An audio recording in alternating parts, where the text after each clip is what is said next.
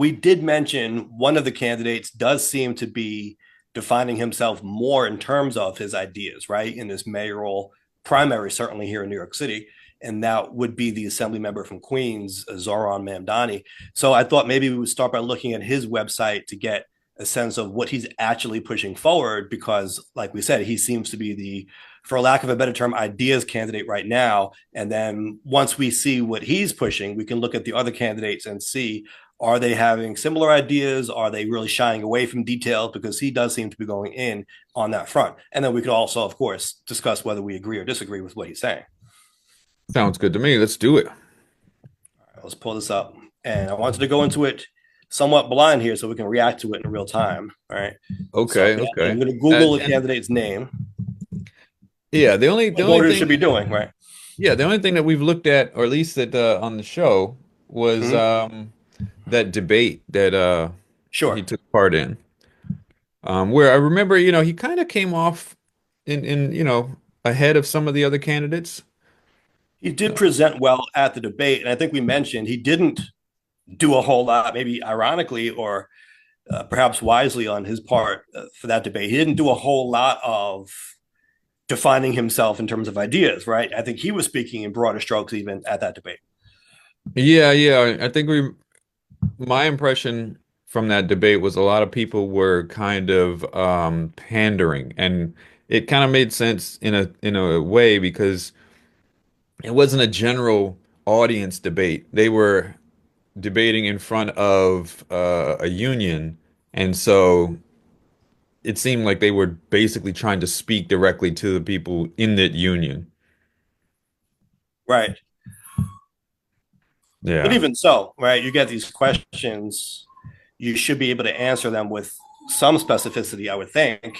Now, of course, I think oftentimes a deliberate choice is made not to, right? Because maybe you Sure. don't want to upset people. You're trying to appeal to a broader electorate here in New York City. But Right, right. it's interesting to me when you have a candidate like this who is the DSA endorsed candidate, right? He seems to be unabashedly on the far left here.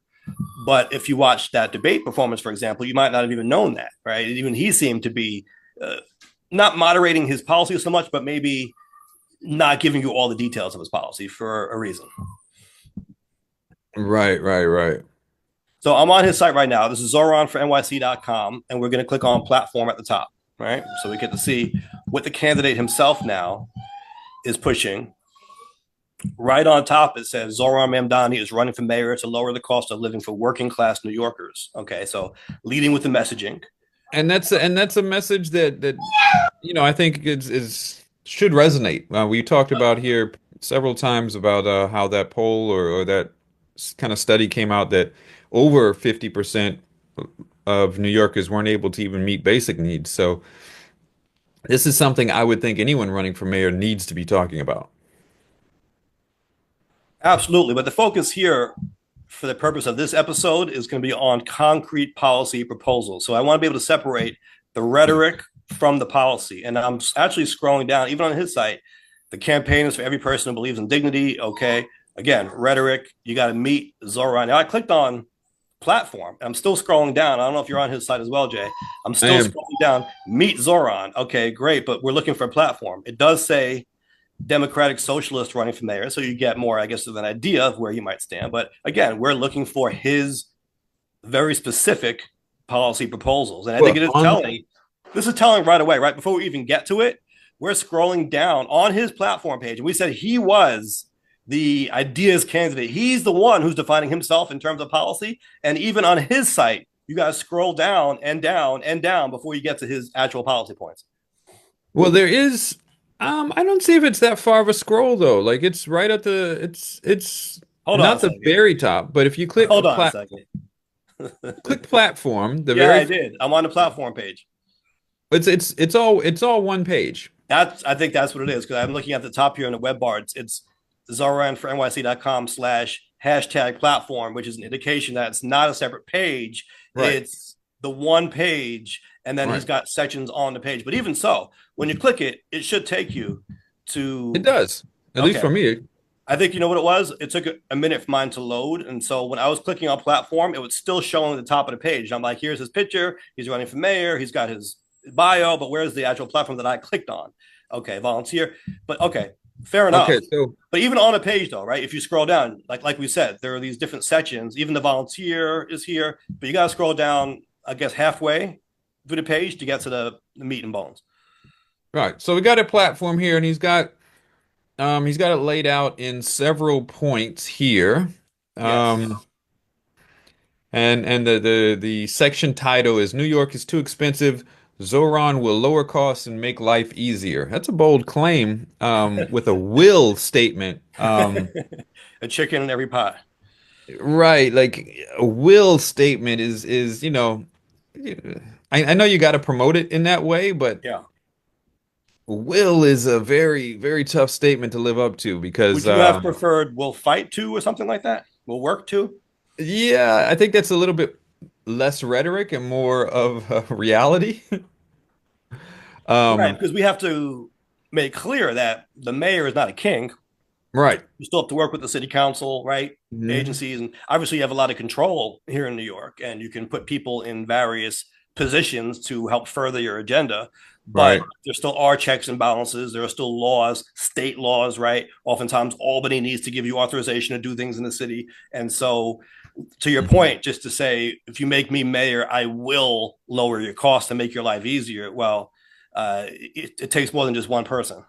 Right, absolutely. So the first, I mean, you want to go through each of these points? Yeah, we don't need to look at the entire website here. I guess we can pick out the major ones. He starts off with freeze the rent, which I know has been a big part of his platform. And even at that debate, that topic came up, right? I think it was a raise your hand if you agree that we should freeze the rent. He obviously did. Some of the candidates did and some did not. Now we're talking about for stabilized apartments, not for everyone in the city. Right. So I think that's kind of a misnomer in that regard because it only applies to stabilized apartments, Yes, which the majority of people aren't in stabilized apartments. Um, correct. 9%, according to right? Is that this, what? it seems like 2 million people. Okay. So Oh, no, no, I misread that. So it said here Eric Adams has allegedly handpicked appointees to the rent guidelines board to jack up rents on stabilized apartments by 9% and counting. So right, he's saying that it's gone up 9% in this right, administration, and he wants it to be at 0%, right? He wants it frozen. right. And it's saying here that 2 million people live in rent stabilized apartments in New York, Right. and so he wants to freeze that there. Now, does the mayor have the power to do that on his own? No, no, Because absolutely he not. says the mayor has the power to change that. Not unilaterally, right? But Right. like, I guess his approach here is he talked about how Eric Adams handpicked appointees to the rent guidelines board. So I'm assuming if he were to get in there, he would want to put his own people on there who would have a Right. different agenda. Yeah. Now, this is an interesting number though. 2 million. That's actually higher than I would have guessed, right? Because 2 million people. What is the current population of New York City? Is about 9 million right now. We can look it up. I know it was I eight think million it's for a while, I think it's and then something it like went up that. to like eight and a half, nine, right? And then there are people probably not even counted. So whatever it says is probably a little bit higher than that. So let's say 9 million. 8.2 So two out million. of nine people. Say it again. 8.2 million. That's the official Um, count. All right, let's say it's as of 2023, I think that was the all right. last So official let's say count. it's 8.5 million, right? So you Million. do, Yeah. yeah, yeah. So let's say two divided by 8.5. That's like almost 25% of New Yorkers, according to this, live in rent stabilized apartments. Right. So I mean that could make a major impact if it could make a major impact. So I think it's something worth pushing for. And it's concrete policy, right? It's kind of the Yeah. bedrock of his campaign. So there is that. All right, let's Okay. move on to the next point here. Again, we're not going to cover every single one because we have other candidates to look at as well. But his next point here is fast, fare free buses. So that's interesting. Fare free, right? Because the first sentence here is public transit should be reliable, safe, and universally accessible. But Right. that can mean a few different things. He's saying fare free, right? Meaning you wouldn't Right. have to pay at all to get on the bus. He says he'll permanently eliminate the fare on every city bus. So Is this overpromising as well? Is this realistic? I mean, Well, it it's all says the in that if goal. you look in that second paragraph, it says Zohran won New York's first fare-free bus pilot on 5 lines across the city. So it sounds like, and you could probably speak to this a little bit better Yeah. than I can, but it sounds like he's kind of tested this program and in real Well, time. but it's a pilot on 5 lines, right? And so if you try to expand that to the entire system, the Right. economics are going to be a lot different, right? As opposed to just saying Sure. we're going to make this bus free for a limited time. In theory, you're still collecting fares from everyone else, although we know that's a big problem as well. The fare Right. evasion. Right. Now, there are a few points listed here that I see that seem a little overpromising. Mm-hmm. Um, Of course, eliminating the fare on every city bus, I think that's a big task. Like you said, the economics. But then he also said he wants to make them faster by rapidly building priority lanes. Now, the issue Oh I my have God. with that is where you get the extra space for those priority lanes. You don't. You take away space from other drivers. And I just got a ticket. I wanted to bring this up. I should have had it with me, but there's a video that the city is relying on for this ticket, and I'm fighting it because they're Right, saying I went into the bus lane illegally, right? But the video doesn't show what I did after I went into the bus lane. I went into the bus lane to make the next right turn, which is legally what you're allowed to do. I mean, how else are you right, going to do it? If the bus lane is in between you and the right turn you're trying to make, you have to pass through the bus lane to make that turn, right? And the video cuts off as soon as I get into the lane and I'm about to leave the lane, but doesn't show that I make that next turn there. And this is It what you're sounds like seeing, and this is a camera, right? It's not like a cop, and that's the disadvantage now to not having a real person looking to see what you're doing. These right, cameras are just gonna take a picture, take a video of you, and automatically fire off a ticket without getting into the circumstances. And I even argued that that camera, as it was set up, could never sustain a ticket because it never shows what the car is doing right, after they leave the lane, right? But the right, camera's on the back of the bus, so it depends on the bus's vantage point. right. Well, it sounds like we need to get Zoran on the phone and handle this. But no, but see, I don't think Zoran would be on our side here. I think he wants more bus lanes and fewer cars. I think he wants to probably ticket drivers into oblivion. That's speculation there, sir. That's we Listen, don't have any we're looking at the policy here. That's speculation. We don't know it's for not sure. speculation because I know more than what I'm seeing on the website. And I Okay, okay, also okay. want to mention something else on here because you were asking before if the mayor would have the power to do all of these things. Right here, right on his own website, he said he won New York's first fair free bus pilot, right? He won it. Right. Well, what is his position now? He's an assembly member. That's a state position, state level position. And Hmm. so he is now taking credit for something he did at the state level, right? Hmm. Which again further emphasizes if he were to become mayor, he wouldn't be able to do these things on his own. He'd be turning to his partners, for example, in state government to try to get these things done, as he is saying that he did in the state government. Well, if he was, well, perhaps having that experience in state government, he might have the partners that are willing to work with him to actually make this a reality. Why do you say that? Oh, well, you said if he did this while he was in state government, then he shifts into becoming mayor, and he has to work with those people that he worked with previously. Then it might make it, wouldn't it make it easier potentially to get this done in New York City? Because he's done some of it, you're saying, already at the state level. Right, The and thing work with some of is, the people that has done it. yeah, but the question is if he leaves his seat in the assembly, who's going to take it over and what is the makeup of the assembly going to be and how Right, right, friendly is that body on the whole going to be to a socialist mayor in New York City? Let's not forget there are state level officials all throughout New York, and New York on the whole is not a socialist state. You know what I mean? And so you're right, going to be working with people upstate, for example, who often get elected on the premise that New York City is too liberal, right? Oh, these mayors in New York City and whatever city council, they're doing too right, much to move us to the left and they're affecting our quality of life upstate or Long Island or wherever. And right, so oftentimes you see pushback at the state level against what the city is pushing for, right? And I think you would see that especially be the case if you were to somehow get a socialist mayor in New York City, which, by the way, is a long shot in itself because as right, non-socialist as the state is, the city isn't even, and maybe the city can get away with being a little bit more progressive, but right. still, if you look at the poll numbers, you see that the electorate of the city isn't there either.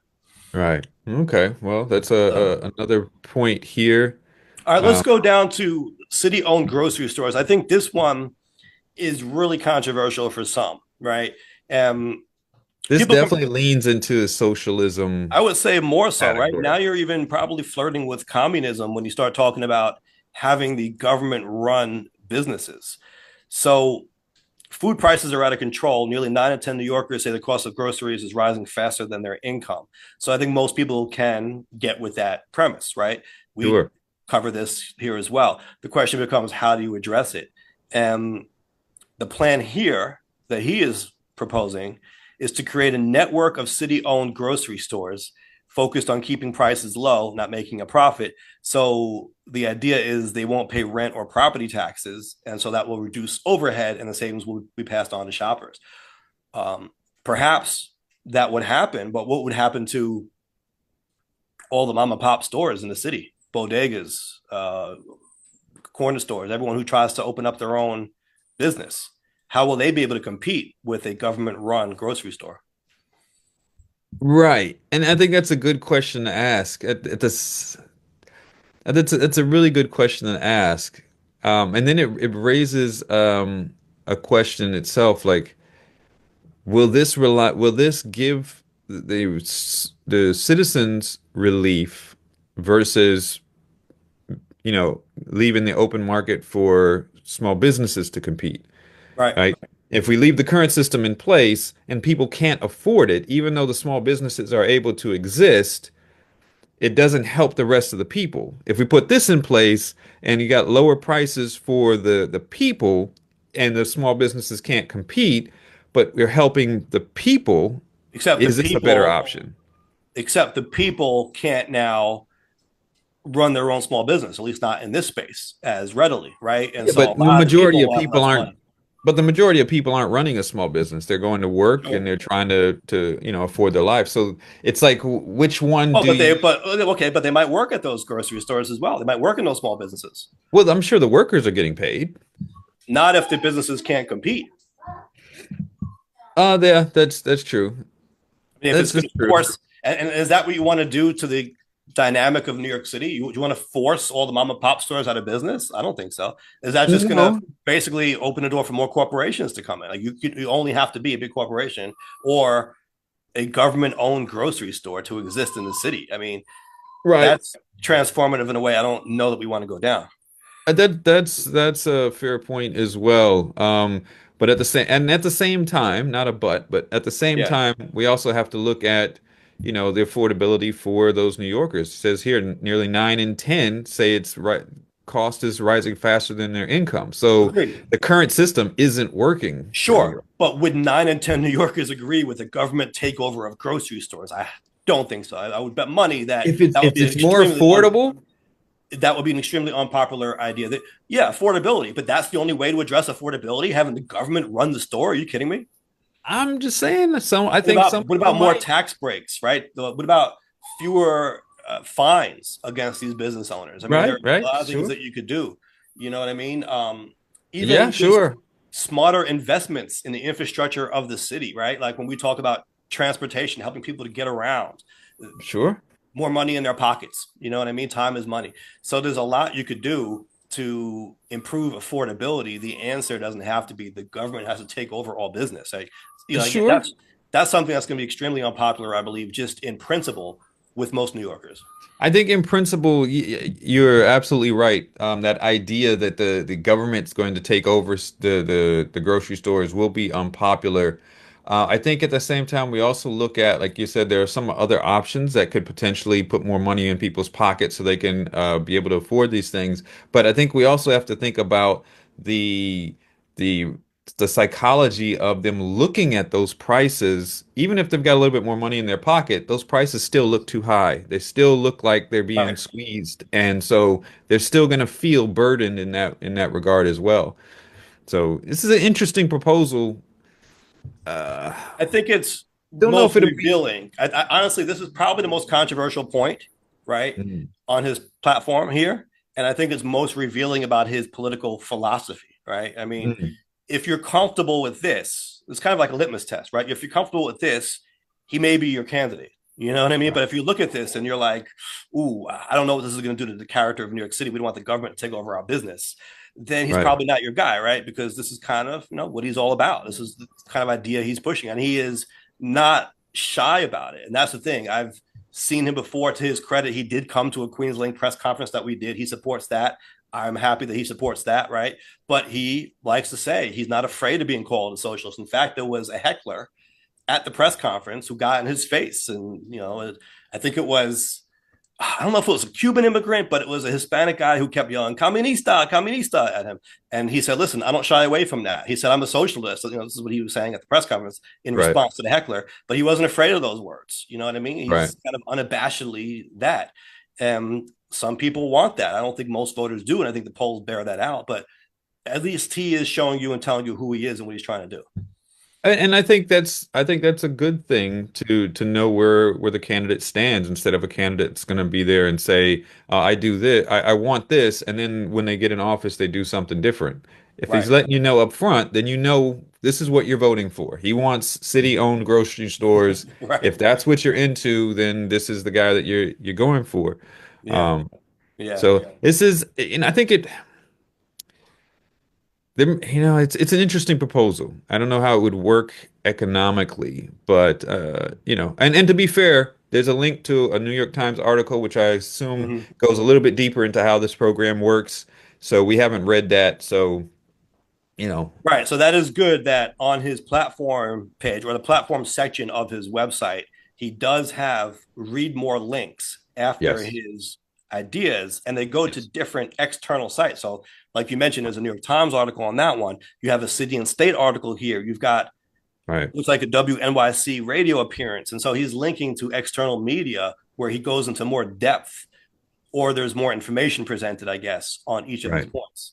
So What I that's like about that, what I like about that is that by linking to external sources, you're not getting campaign propaganda or rhetoric. You're getting third party Well, you might be though, assessments. because it could be Yeah, an but interview that he did with that publication or him explaining it himself. But you're right; it is third party. It isn't just his own website. right, right, right. So, Yeah. okay. So let's what are we gonna move Let's on to scroll now? down here. Like I said, we're not going to do them all. I want to look at this one because this is interesting. Baby baskets for New York's newborns. I mean, is he trying to buy the the baby vote here? What's going on? I like the gesture behind it, and in this one, maybe What is the I don't know baby what bed? baby basket. So he's again focusing in on the cost of living, and that does seem to be his theme here, right? So all of these ideas are The rent centered is too around, damn high. Where's right? my guy? Where's my guy That's at? what he's saying. He's saying that the cost of living is too high, and we need to bring prices down and provide economic relief to New Yorkers. And so this one here focuses in on the cost of starting a family, right? Raising a Right, baby, and he's talking about 90 similar programs around the world where they provide new parents and guardians with essential right. goods and resources. They're Yeah. talking about diapers, baby wipes, nursing pads, postpartum pads, swaddles, even books. So, like I said, that's a good gesture. I'm not opposed to that. I guess you want to look at the cost and look at the Sure. economics of it. But if it helps people get off to a good start, why not, right? I guess a question here you might want to ask is, does it have to be funded directly from the city, or would you be able to cover this through nonprofits? Maybe a way is to invest more in some of these organizations that are already doing work like that around the city. Right. And he did note that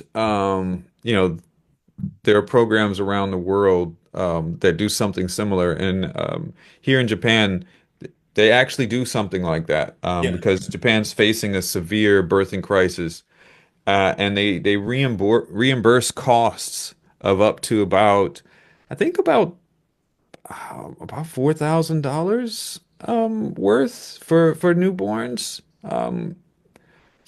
Or at least you're eligible for costs, and then you might even get a cash payment of like a couple $100 or something like that.